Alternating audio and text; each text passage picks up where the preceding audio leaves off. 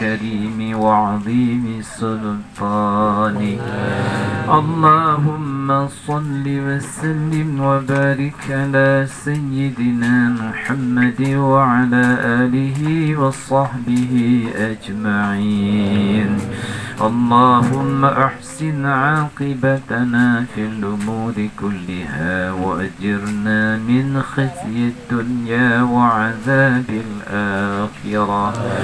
اللهم إنك عفو كريم حليم تحب العفو فاعف عنا يا كريم.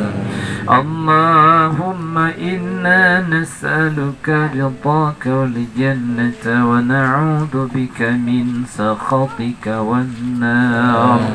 اللهم استجب دعاءنا واشف مرضانا وارحم أمواتنا.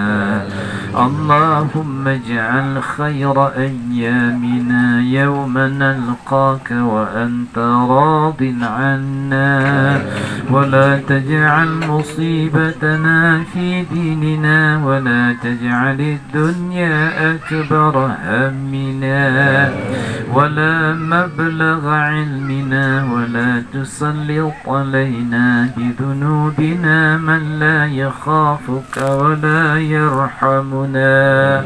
واجعل ثارنا على من ظلمنا وانصرنا على من عادانا، واكف شر ما أهمنا واختم بالصالحات أعمالنا، وتوفنا مسلمين وألحقنا بالصالحين.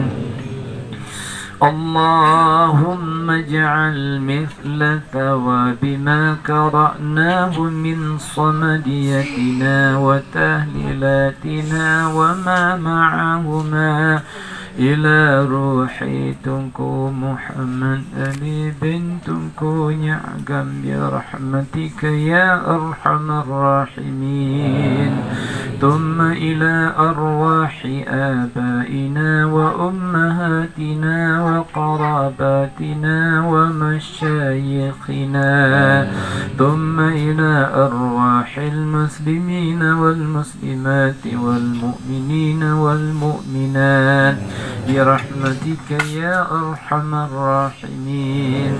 اجعل اللهم بمهد فضلك وجودك وكرمك ثواب ذلك عتقا وفكاكا ونجاة من النار لنا ولهو، واغفر اللهم لنا ولسائر القرابة والإخوان، واشملنا بالعفو والغفران والفضل والإحسان يا كريم يا رحيم يا رحمن يا أرحم الراحمين. اللهم اغفر له وارحمه وعافه واعف عنه وأكرم نزله ووسع مدخله وغسله بالماء والثلج والبرد ونقه من الخطايا كما ينقى الثوب الأبيض من الدنس، وأبدله دارا خيرا من داره وأهلا خيرا من أهله وزوجا خيرا من زوجه، وأعذه من عذاب القبر وفتنته ومن عذاب النار. اللهم لا تحرمنا أجره ولا تفتن بعده، واغفر لنا وله برحمتك يا أرحم الراحمين. اللهم جاف الأرض عن جنبيه ولقه برحمتك يا أرحم الراحمين. اللهم اجعل قبره روضة من رياض الجنان، ولا تجعل قبره حفرة من حفار النيران.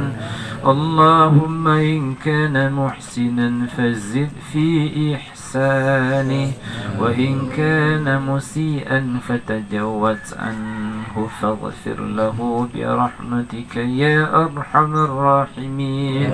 اللهم أنزل الرحمة والسلامة والبركة والمغفرة والصحة والصبر علينا وعلى أهل هذا البيت برحمتك يا أرحم الراحمين. اللهم ارحمنا وارحم آباءنا وارحم أمهاتنا وارحم مشايخنا وارحمنا والمسلمين والمسلمات والمؤمنين والمؤمنات برحمتك يا أرحم الراحمين. اللهم قنا شر الأسواء ولا تجعلنا محلا للبلوى. ربنا آتنا في الدنيا حسنة وفي الآخرة حسنة وقنا عذاب النار. صلى الله وسلم على سيدنا محمد وعلى آله وصحبه أجمعين والحمد لله رب العالمين. الفاتحة. أعوذ بالله من الشيطان الرجيم.